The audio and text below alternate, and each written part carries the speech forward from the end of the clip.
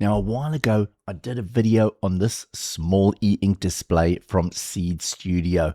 And one of the questions that one of the listeners asked was, what about touch screen functionality? Now, they've just released this one. This is the reTerminal 1003 from Seed Studio. And according to Seed, this one actually has touch screen ability, plus it's a 10.3 inch. So let's have a look. Now, just to be upfront with you, Seed Studio did give this to me free of charge, but this is not a sponsored video and they have absolutely no control over what I'm about to tell you. So this device is selling for $159.90 US, and they do have an additional accessory that we're going to be having a look at too, which is a picture frame that can be used to create this into a more picture frame look type of thing, which is pretty cool. Now, this is a 10.3 inch, and it's also supporting touch screen ability, which I think is a pretty cool option. So this has a 3-second full refresh time, so it's a faster refresh as well. And as you can see, there's a massive difference in the size. It's got really nice crisp images, and it now has 16 levels of grayscale, which gives us a much higher picture resolution. They're claiming a 6-month battery life at a maximum. It's doing that with a 3000 milliamp hour battery installed in the device. So it's running on an ESP32S3 with 8 megapixels of PS RAM. It's got 32 megs of flash, and it does support a micro SD card. Pixels is 1404 times 1872. It's operating on 2.4 gigahertz and not 5 gigahertz Wi-Fi. It does include a temperature and humidity sensor. It also has a buzzer which can alert you. So opening up the box, inside we've got some nice padding, protected the device in transit, and then we've got this beautiful large screen. I'm really impressed with the quality of this device. The previous version that we looked at was in a 3D printed case, but this one is actually in something that feels like metal or aluminium.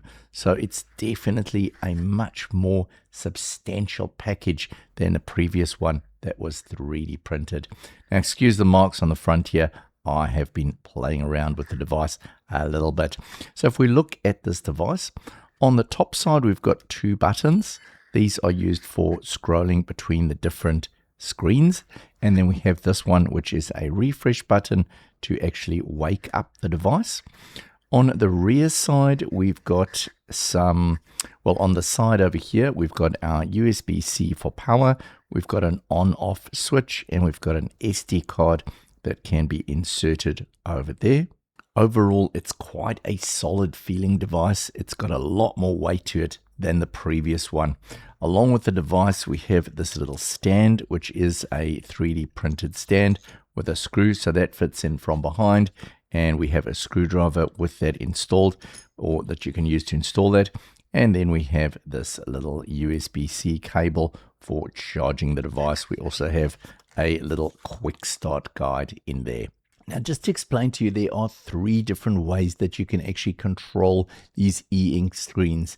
The first one is using Seed Studio's HMI application, which allows you to create screens like this one over here that I've created, pulling different pieces, dragging and dropping them on the screen, and then uploading it to the screen, which is pretty simple. The second way, and what I did with the old screen, and I'll leave you a link to that one in the description below, is you could flash ESP Home onto the device. That was for the older device. They haven't yet updated a version that you can use with this screen, but hopefully they will bring that in the future. And then there's the third way you can do this, and this is honestly the way that I would recommend, and that is to purchase a license for something called Terminal, TRMNL. So let's have a look at how we set it up with the SenseCraft application. I've powered it up, and as you can see, we've got this startup screen, and then we open up the Wi-Fi on my phone and scroll down, and there you can see the reTerminal popped up over there. Next, we'll open up the browser 192, and there we go. That's opened up our Wi-Fi. We can now select our 2.4 gigahertz Wi-Fi and enter our password and connect and save. There we go. It's rebooted and now it's giving us a pairing code. So now we go along to the sensecraft.seed.cc/HMI website and we want to get started. So we want to get started, press that button, and it's asking us for a registration or login. So we'll need to register here. Okay, so I think I have registered my account before. So I'll just try sticking my password in. So we need to go along to device and select our device. So it's this one over here. We want to add a new device, give it a name. We'll just call it Simon. And we'll put our code in that we find on the device. So now we can select on the first home page, we've got access to some third-party user dashboards, and you could upload these dashboards to your device. Bear in mind that some of these do have custom APIs that you need to set up. Next, we have our workspace. As you can see, I've created a couple of different interfaces. These are super easy to create. You just press the plus button, create a new design, give it a name, and confirm that. Now brings you up a blank space. Now on this space, you can install all sorts of options. So widgets, for example, we could select temperature. So this is temperature that has pulled in from the device itself. We've then got components. So we could select, for example, a clock. We could click a clock there. We could change that to a flip chart, perhaps a flip type clock.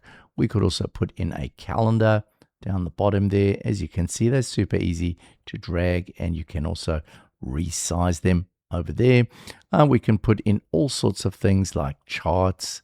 We've got different gauges. Now, of course, you would need to bring the value in from somewhere.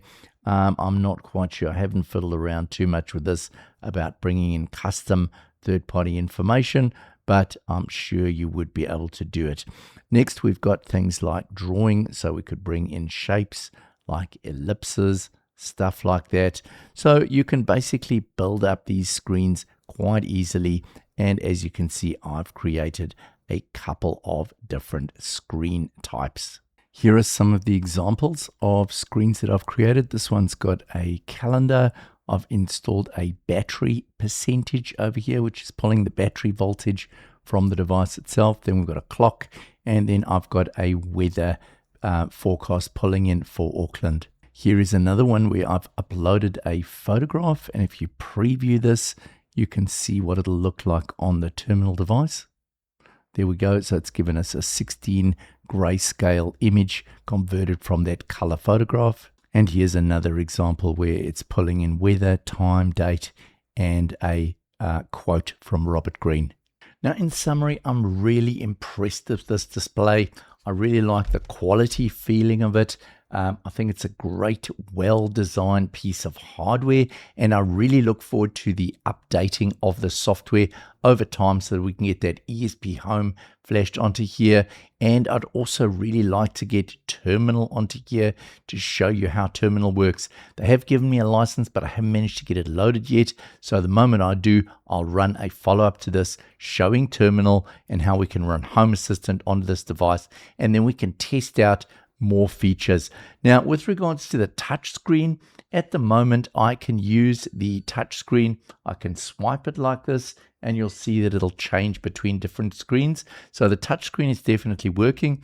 I'm really hoping in the future that the touch screen could be used with something like Terminal, where you could actually have a Home Assistant dashboard and control via pressing on the screen. So let's hope that that's something that comes in the future. But overall, I do think this is a really cool piece of hardware, and I look forward to getting the rest of the software working and actually getting Home Assistant running on here as a dashboard. And hopefully one day we'll actually be able to touch the buttons on the screen and use Home Assistant buttons on an e-ink display. So please let me know what you think of this device and whether it might be something that you'd be willing to add to your Home Assistant. That's all for me now. Hope you've enjoyed this video. If you have, please like and subscribe, and I'll see you in the next one. Bye for now.